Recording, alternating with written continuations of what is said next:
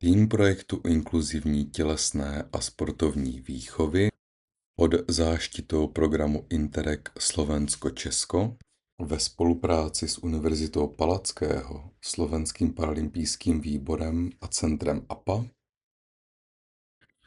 uvádí cyklus metodických videí, kde výhradní zodpovědnost za obsah tohoto videa nesou autoři a nedá se ztotožnit s oficiálním stanoviskem Evropské unie s tématem Společné vzdělávání v tělesné výchově z pohledu teorie a praxe. Jaké konkrétní pohybové potřeby má člověk s podkolení amputací?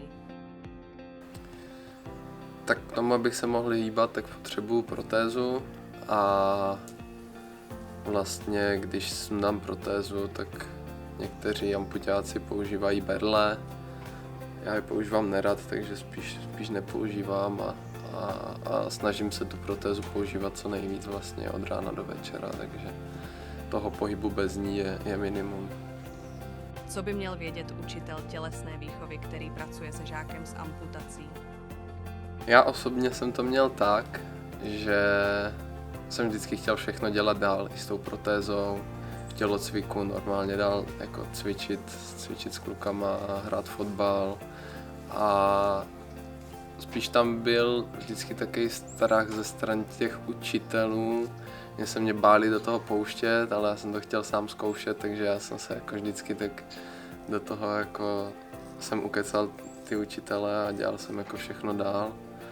A takže asi záleží na každém tom jednotlivém člověku a asi i potom na nějaké té domluvě mezi tím učitelem a žákem, protože pak třeba se spotí člověk a potřebuje si to usušit tu nohu, aby si mohl znova tu protézu dát a pokračovat dál, takže tam jsou takový chvíle, kdy prostě na chvilku odběhne v té hodině, pak se vrátí. Takže takhle to nějak fungovalo. No. S jakým druhem zrakového postižení se u dětí nejvíce setkáváš? Nejčastější zrakové vady, se kterými se setkávám, tak je nystagmus v rámci albinismu, hypermetropie, astigmatismus a glaukom. A taky jsem se setkala už se Stargardovým syndromem. Jaké jsou potřeby žáků se zrakovým postižením? Takže potřeby, které žáci při tělesné výchově potřebují, tak nejčastěji to je úprava prostoru kvůli bezpečnosti a kvůli tomu, aby se co nejvíce mohli zapojit do hry. Stejně tak s tím souvisí úprava pomůcek a zapojení do aktivit. Co je důležité zohlednit při tvorbě aktivit pro dítě se zrakovým postižením? Řekla bych, že důležité je seznámit se tedy s tím prostředím, dát žákovi jasnou roli v té aktivitě, kterou bude mít, jasnou pozici a taky, aby měl jasný a zřetelný pokyny, aby rozuměl všem pravidlům. Aký je podľa vás rozdiel medzi integráciou a inklúziou?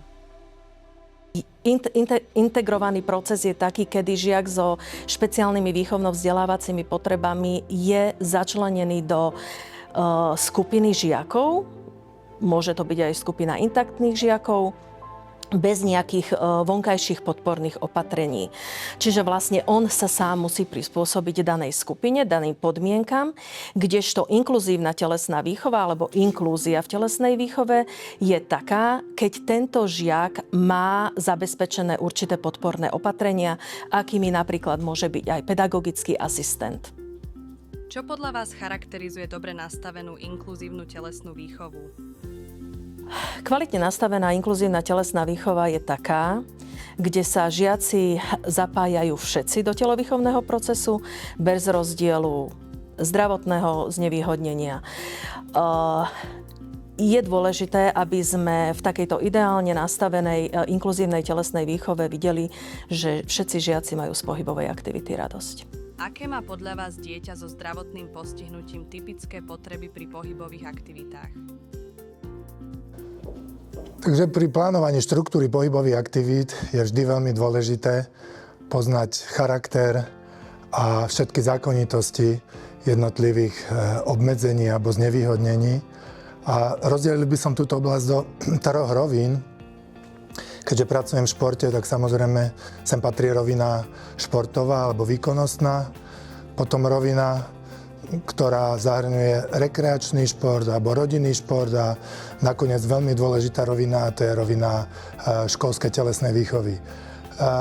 Každá z týchto rovín má určité špecifika, predovšetkým v tom, že v tej rovine športovej pracujeme len s určitým obmedzeným okruhom zdravotných znevýhodnení, ktoré sú presne zašpecifikované zdravotnou športovou klasifikáciou a pri rekreačnej, rodinnej alebo školskej telesnej výchove pracujeme so všetkými znevýhodneniami a so všetkými aspektami, ktoré sa pri týchto činnostiach môžu vyskytnúť. Pre toho, kto organizuje pohybové aktivity, je strategicky dôležité mať čo najviac informácií. To znamená poznať teóriu jednotlivých zdravotných znevýhodnení, poznať špecifika potreby, poznať metodiku práce, poznať riziká, ktoré môžu vzniknúť pri pohybových aktivitách.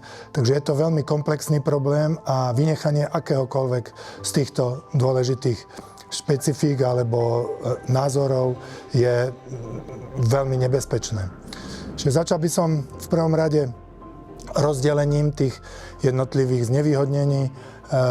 Pomôžem si teraz tou športovou terminológiou, kde pracujeme s telesným znevýhodnením, so zrakovým znevýhodnením a s mentálnym znevýhodnením. Na tej úrovni školskej telesnej výchovy, prípadne rekreačného športu, k tomu pribúdajú ďalšie znevýhodnenia, ako vnútorné oslabenia, ďalej rôzne spektra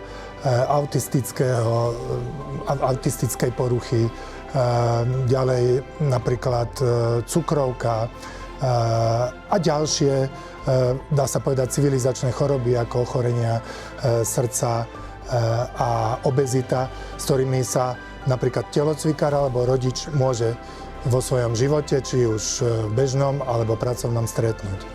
Každé z týchto zdravotných znevýhodnení má svoje špecifika. Ja sa venujem predovšetkým telesným znevýhodneniam, čiže tu by som poukázal na niektoré špecifika. Tu hovoríme predovšetkým o športovcoch alebo o ľuďoch, ktorí vykonávajú pohybovú aktivitu z pohľadu toho, či sú stojaci alebo sú vozičkári. Ďalej hovoríme o tom, či ide o vrodené alebo získané obmedzenia. Z hľadiska športu treba povedať, že niekedy získané obmedzenia dávajú väčší potenciál rastu športovej výkonnosti ako tie vrodené, ale nemusí tomu tak byť. Dôležitý je prístup. Čo sa týka športu ľudí, ktorí sú vozičkári alebo nie sú schopní pohybu na vlastných dolných končetinách. Špecifikum je predovšetkým v tom, že na akúkoľvek športovú činnosť potrebujú dôležitú pomôcku a to je buď invalidný alebo športový vozík alebo prípadne nejaké kompenzačné pomôcky, ktoré zabezpečujú pohyb dolnej časti tela, čiže môžu to byť rôzne chodítka alebo iné športové vozíky, ktoré zabezpečujú vlastne tú možnosť realizácie tej športovej pohybovej činnosti. Čo sa týka ďalších pomôcok, tak pri stojacich klientoch to môžu byť rôzne kompenzačné pomôcky, ktoré nahradzajú napríklad úchop, ktoré nahradzajú napríklad obmedzenú stabilitu alebo obmedzenú hybnosť niektorej časti tela. Dôležité je samozrejme z pohľadu hlavne toho rekreačného a školského športu riadiť sa vždy zásadou adaptívneho prístupu k športu. To znamená, že každý pohyb a každý šport sa dá vykonávať, ak ho vhodne prispôsobíme a vytvoríme mu vhodné podmienky. Čiže to je ten adaptívny prístup, ktorý nemusí byť závislý len na ponuke nejakých pomôcok alebo nejakých podporných zariadení, ale je závislý aj na tom, akú kreativitu má pedagóg alebo rodič alebo športový odborník pri tom, ako nahradiť chybujúcu disponabilitu pohybovú nejakým zariadením, nejakou pomôckou. Takže toto je veľmi dôležité a dá sa naozaj zvládnuť takmer všetko preto, aby dieťa alebo športovec alebo dospelý človek so znevýhodnením mal samozrejme pocit inklúzie a pocit toho, že akýkoľvek pohyb je pre neho dôležitý. Uvediem príklad. Pri organizácii lyžiarskych kurzov mnohokrát komunikujeme s rodičmi, ktorí si ani len nevedia predstaviť, že ich dieťa, ktoré je na vozíku, je schopné absolvovať lyžiarsky kurz. Po takých tých úvodných informáciách a orientácii sú naďalej presvedčení o tom, že to nie je dobrý nápad, že to dieťa bude mať vážny problém, že to povedie skôr k jeho uzavretosti a odporu k pohybovej aktivite. Ak sa nám však podarí presvedčiť rodičov a dieťa, všetko vhodne naplánovať, pripraviť sa naozaj zodpovedne, vyvrcholí to tým, že dieťa zažije emóciu, ktorá je nezabudnutým zážitkom na celý život a aj pre dieťa, aj pre rodičov obrovské vodítko preto, aby v budúcnosti lyžovanie považovali za vhodný šport, za vhodný rodinný šport, za vhodný rekreačný šport, ktorý môžu vykonávať. Ak by som sa mal vrátiť k tým ďalším znevýhodneniam, tak pri telesných znevýhodneniach ide predovšetkým o to nahradenie toho nejakého pohybového handicapu. Ďalším znevýhodnením, s ktorým pracujeme, je zrakové znevýhodnenie. Tam hovoríme o dvoch formách zrakového znevýhodnenia. V prvom rade ide o slabozrakosť alebo úplnú stratu zraku, čiže aj podľa toho, o aký stupeň tohto znevýhodnenia ide, volíme vhodné prístupy. Pri slabozrakých hovoríme o videní na úrovni rozpoznávania nejakých obrysov predmetov, o rozpoznávaní svetla a pohybujúcich sa blízkych objektov. Opäť je to veľmi špecifické, niekomu napríklad s ohľadom na svetlo vyhovuje viac svetla, naopak sú jedinci, ktorí naopak veľkú svetelnosť vnímajú ako prekážku.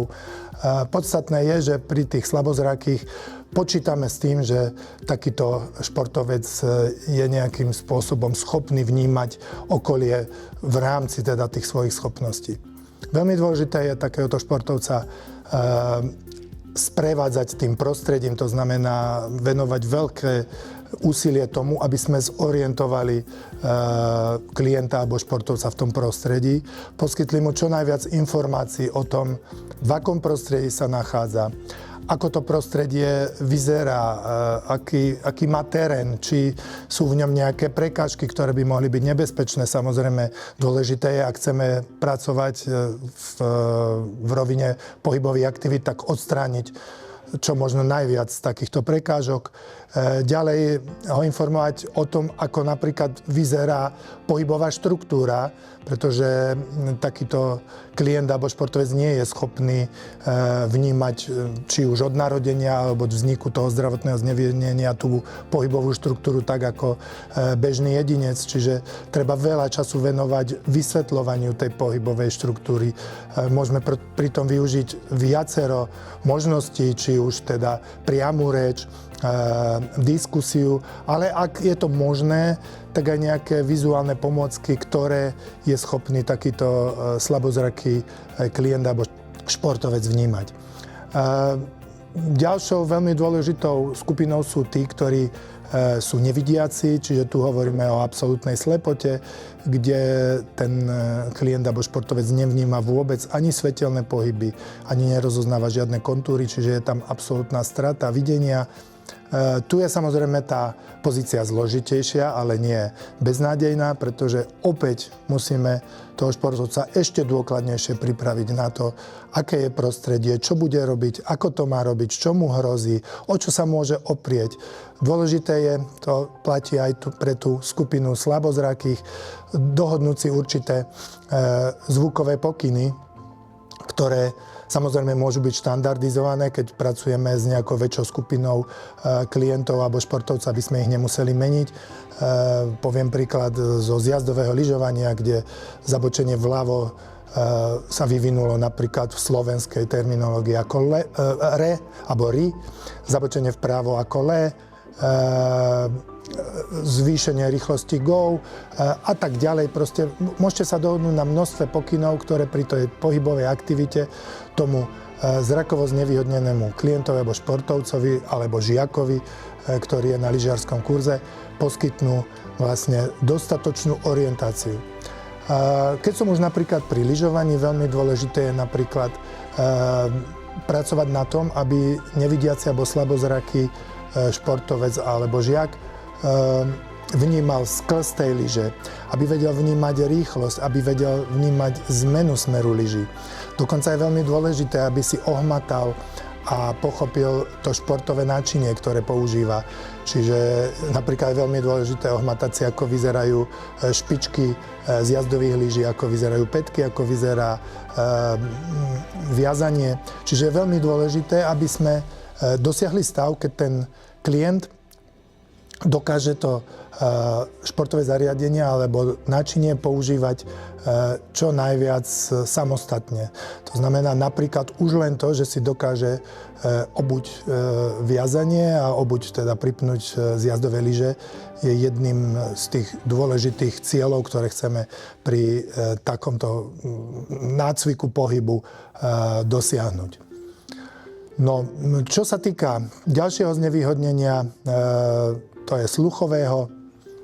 Je to veľmi podobné. Každý športovec s nejakým zdravotným znevýhodnením oveľa ťažšie vníma realitu, oveľa ťažšie vníma priestor. Čiže platí to či už pri telesnom znevýhodnení, či pri zrakovom, alebo aj tom sluchovom. V prípade sluchového znevýhodnenia samozrejme tie sluchové vnemy sú od malička veľmi dôležité. Čiže aj deti so sluchovým znevýhodnením majú množstvo problémov, ktoré vyplývajú z toho, že nevnímajú svet všetkými zmyslami. Čiže oveľa viac je tu v popredí práve tá vizuálna stránka, možno aj stránka skúseností hmatom a tak ďalej. Čiže sluchovo znevýhodnení klienti, športovci sú závislí na tom, aby sme opäť im umožnili navnímať celú tú problematiku tej pohybovej štruktúry cez to, čo im je blízke. To znamená cez nejaké vizuálne pomôcky. Cez to, aby sme s nimi komunikovali priamo z očí do očí, aby sme komunikovali veľmi stálou rečou, nezrychlovali tempo alebo nespomalovali tempo. Aby sme artikulovali, aby sme využívali gestikulácie, ktoré pomôžu tomu, aby dokázali odzerať vlastne z úst alebo z pier a vhodná gestikulácia zľahčí toto pozorovanie tej reči. No ďalej je veľmi dôležité dohodnúť si opäť nejaké signály, ktoré sú vhodné pre nepočujúcich klientov alebo športovcov. To znamená, môže im vadiť prílišný hluk, a naopak môže im vadiť nízka intenzita reči, čiže treba si dopredu u každého klienta overiť, aká je intenzita vnemu ideálna. Pre všetky zase znevýhodnenia platí, ak používajú nejakú kompenzačnú pomôcku, tak ten, kto vedie tie pohybové aktivity, musí veľmi dobre poznať tú kompenzačnú pomôcku. Ak sa vrátim tým nepočujúcim, tak je veľmi dôležité poznať princípy nastavenia toho aparátu, ktorý umožňuje nepočujúcemu to počutie alebo vnímanie zvukov, aby sme nehovorili príliš hlasno alebo aby sme nehovorili v smeroch, v ktorých toto zariadenie nie je schopné zaznamenať zvukový prejav. Takže toto sú všetky faktory, ktoré ovplyvňujú takúto komunikáciu. No, samozrejme, ak by som mal hovoriť o tých ďalších znevýhodneniach, tak napríklad môžem uviesť diabetes, ak pracujeme so športovcom alebo žiakom, ktorý trpí touto diagnózou, tak je veľmi dôležité, aby sme kontrolovali stav cukru, kolísanie inzulínu, to znamená, je veľmi dôležité, poviem teraz príklad, aby osoba, ktorá vykonáva nejakú dlhšiu pohybovú aktivitu, dbala na to, aby stav toho cukru bol v norme už pred tou pohybovou aktivitou, aby tá pohybová aktivita neprebiehala hneď po nejakom veľkom jedle, aby to bolo minimálne hodinu po takomto jedle, aby sme zamedzili výkyvom hladiny inzulínu v krvi. Samozrejme je veľmi dôležité, ak je tá aktivita dlhšia, aby sme mali k dispozícii jedlo, ktoré poskytne pomalé cukry a pomôže vlastne vyrovnať tú hladinu, ktorá sa môže znížiť napríklad vplyvom intenzívnejšej pohybovej aktivity. Dôležité je si povedať, že to nie je žiadny problém. Žiadne z týchto zdravotných znevýhodnení nesmú byť problémom, musia byť len informáciou, ako pracovať, ale nie informáciou, ako nepracovať. Čiže vždy sa snažíme zabezpečiť všetko tak, aby znevýhodnenie, ktorým klient alebo športovec alebo žiak trpí, bolo minimalizované. A vtedy môžeme hovoriť o inklúzii, pretože len v takomto prostredí vie športovec, klient alebo žiak pôsobiť sebaisto, mať radosť z toho pohybu, z tej pohybovej aktivity. Tým pádom tá pohybová aktivita má veľký význam, pretože ak získa inšpiráciu, ak ho namotivujete, bude určite pokračovať.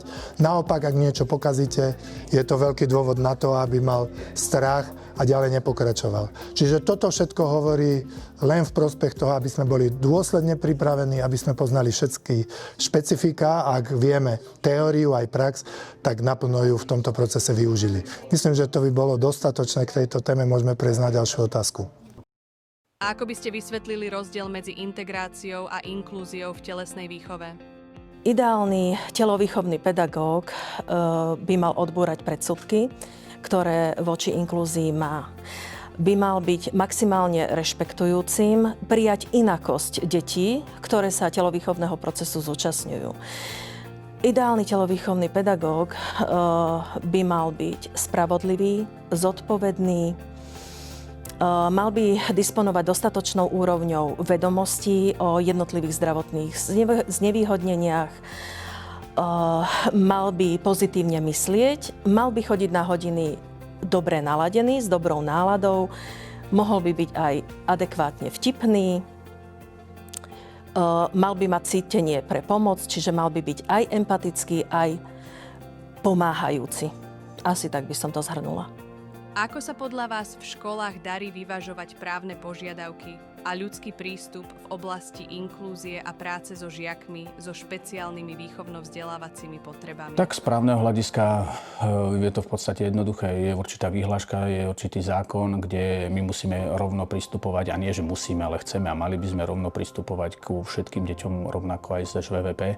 To znamená teda aj s podpornými opatreniami a z ľudského hľadiska to je naozaj najdôležitejšie, ešte viac dôležitejšie ako to zákonné hľadisko. Jednoducho ten prístup k týmto deťom musí byť spravodlivý a rovnaký ku všetkým. Máte příklad z praxe, kdy se učiteli podařilo změnit klima ve třídě díky jeho přístupu? Tým, že neučím na základnej ani strednej škole, viem povedať príklad z praxe zo svojej praxe. Spomeniem hneď dva príklady. Mala som študentku, ktorá mala Aspergerov syndrom. Mali sme hodiny telesnej výchovy, táto študentka neprišla na prvú hodinu. Mali sme ďalší týždeň, takisto táto študentka nebola na hodine, preto som sa opýtala ostatných študentov, že neviete, čo je s danou študentkou, že prečo nechodí na vyučovanie. Tak naznačili mi, že má strach z telesnej výchovy. Nakoniec jej študentky odkázali, že neboj sa, telesná je v pohode, príď na hodinu. Tak na tretíkrát sa táto žiačka alebo študentka objavila na telesnej výchove, odvtedy mi nechýbala ani na 1 hodine. Po semestri som sa jej opýtala, prečo ste mali obavy z telesnej výchove, čo sa stalo? Zdôverila sa mi, že si nesie traumu z telesných výchov aj zo základnej, aj zo strednej školy. A teda nedalo mi a spýtala som sa, že a čo bolo taký najtraumatizujúcejší zážitok alebo element v tomto telovýchovnom procese, a povedala, že práve prístup učiteľa, telocvikára bol tým, ako keby tým, že ona mala strach z týchto hodín. Druhý príklad takej pozitívnej klímy alebo dobre odvedenej telesnej výchovy poviem zase zo svojej praxe. Mala som študentky externého štúdia, ktoré sa ma tak trošku so strachom opýtali, že či si môžu doniesť aj svoje deti na hodinu telesnej výchovy. Najprv som váhala, ale nakoniec som si povedala, že dobre, uvidíme, však zapojíme aj tie detičky. Nakoniec tam prišlo 7 detí. Jedno z toho dievčatko, asi 10-ročné, malo Aspergerov syndróm. Hodinu sme mali monotematickú s využitím psychomotorického padáka a rôznych iných psychomotorických pomôcok. Na moje veľké prekvapenie, pozitívne prekvapenie, sa dievčatko s Aspergerovým syndrómom zapájalo do každej jednej aktivity. Niekedy sa stalo, že unikla ako keby z tej aktivity. Neunikla ale z telocvične, len proste preklopila sa do toho svojho sveta. Nebolo to vôbec rušivé. Dievčatko komunikovalo výrazne po anglicky, jedine po anglicky, čiže aj hodinu som viedla bilingválne, aby aj toto dievčatko ma vnímalo, že áno, že moje inštrukcie patria aj jej, nie len tej skupine ostatných študentov. Sledovala som ju, dávala som jej rôzne role, dávala som ju do pozície urob toto, vykonaj toto, vyskúšaj to, poď si teraz tuto láhnuť, poď sa poprechádzať. Takže tieto pokyny ona vnímala veľmi pozitívne. Všetko robila tak, ako som jej inštrukcie zadávala. Hodina sa skončila a už keď sme odpratávali náčinie a náradie z telocvične, prišla za mnou a povedala I love you. Vtedy mi srdce zaplesalo a tiež som jej odpovedala I love you too, Mia. To bolo pre mňa znamenie, že prístup pedagóga bol správny a tá hodina bola ozaj inkluzívna. Ako vnímate zodpovednosť za žiaka so špeciálnymi výchovno-vzdelávacími potrebami v triede? Zodpovednosť za takéhoto žiaka cítim veľmi silne.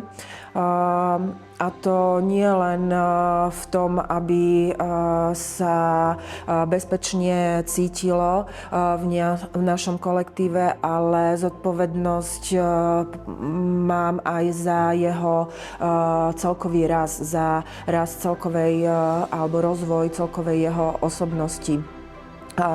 Snažím sa vždy plánovať dopredu a myslieť na všetky možné rizika, ktoré môžu počas hodín telesnej výchovy nastať.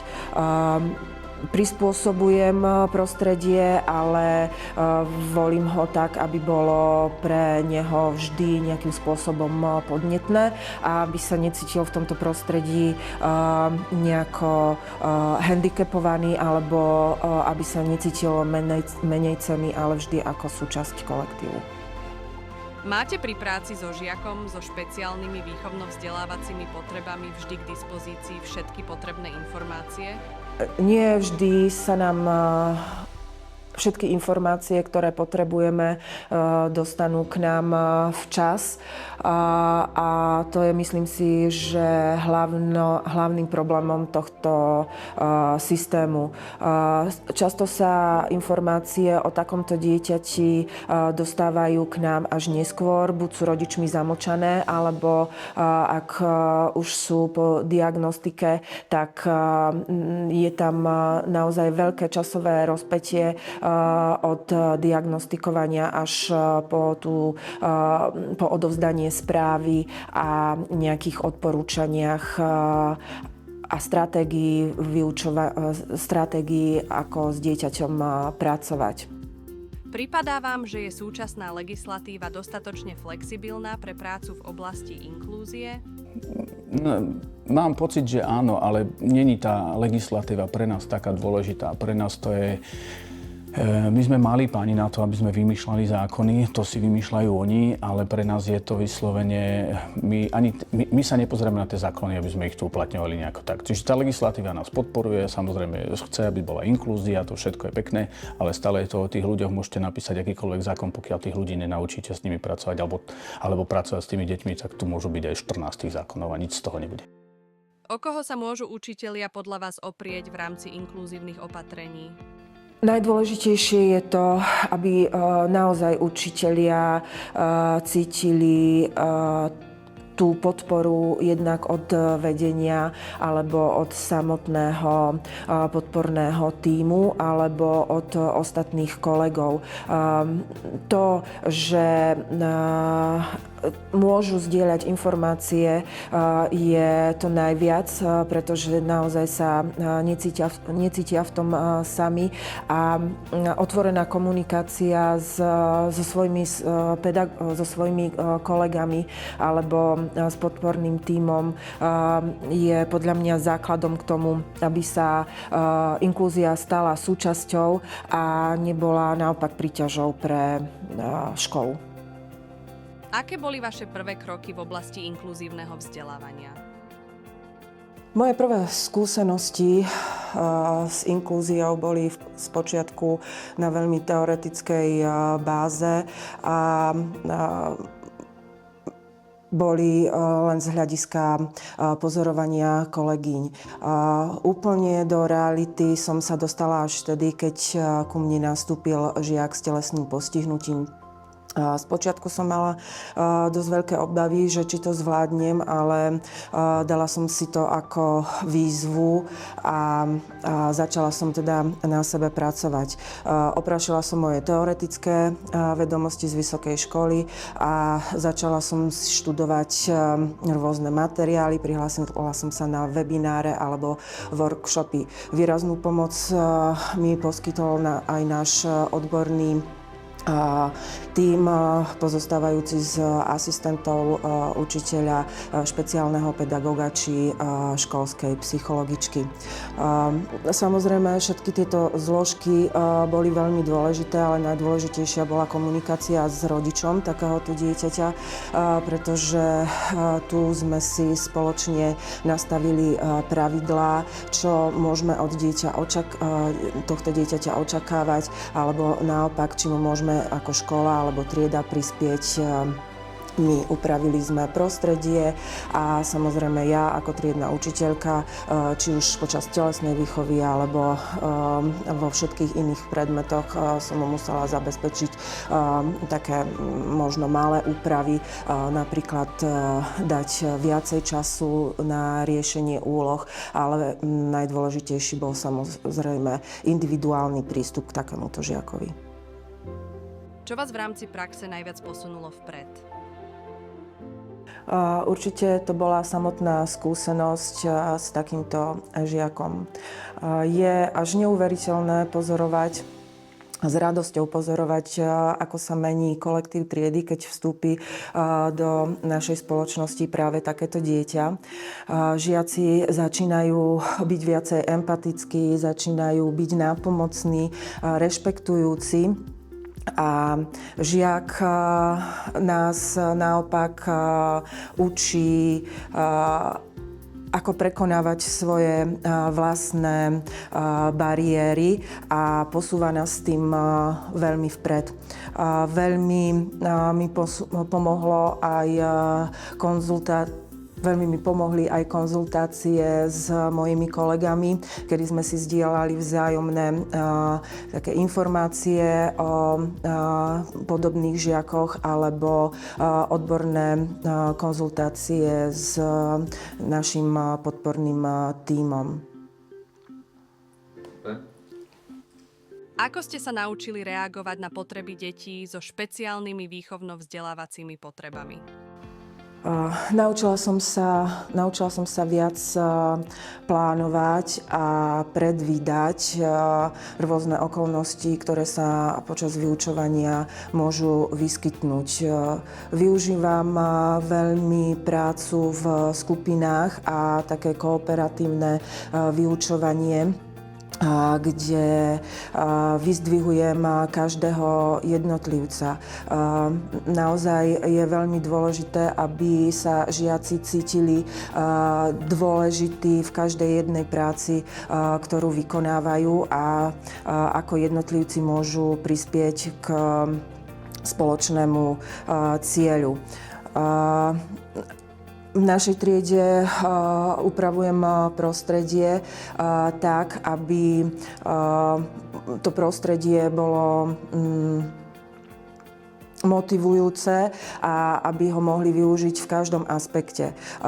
Ak dieťa potrebuje individuálnu pomoc, zaraďujem vlastne tieto skupinové práce vtedy, aby v skupinkách si deti navzájom pomáhali a ja som sa mohla pokojne venovať dieťaťu, ktoré to odo mňa vyžaduje. Máme v triede zóny, kde o ktorých deti vedia, že keď prácu dokončia, môžu ísť a zobrať si nejakú aktivitu navyše podľa ich možností alebo podľa ich záujmov a v tichosti na týchto aktivitách pracovať, kým ja sa venujem dieťaťu, ktoré si to vyžaduje. Veľmi dobre si pamätám hodinu telesnej výchovy, kedy k nám do školy prišiel úplne nový žiak s telesným postihnutím. Veľmi sa hanbil zapojiť sa a nechcel sa zapojiť. Dohodli sme sa na nejakých spoločných pravidlách, dohodli sme sa na tom, že bude nápomocný pri rozhodovaní, pískal, bol rozhodcom, štartoval, keď deti behali, on hádzal loptou na cieľ. Postupne sa jeho ostych vytratil a zrazu sa stal plnohodnotným členom školského tímu. Deti videli, že aj on je jedným z nich, že aj on má záujem a všetko bolo tak, ako má. A práve o tom je inklúzia. To znamená, že nechceme robiť pre niekoho výnimky, ale práve naopak chceme, aby tento žiak bol začlenený do kolektívu a všetci ho aj tak vnímali.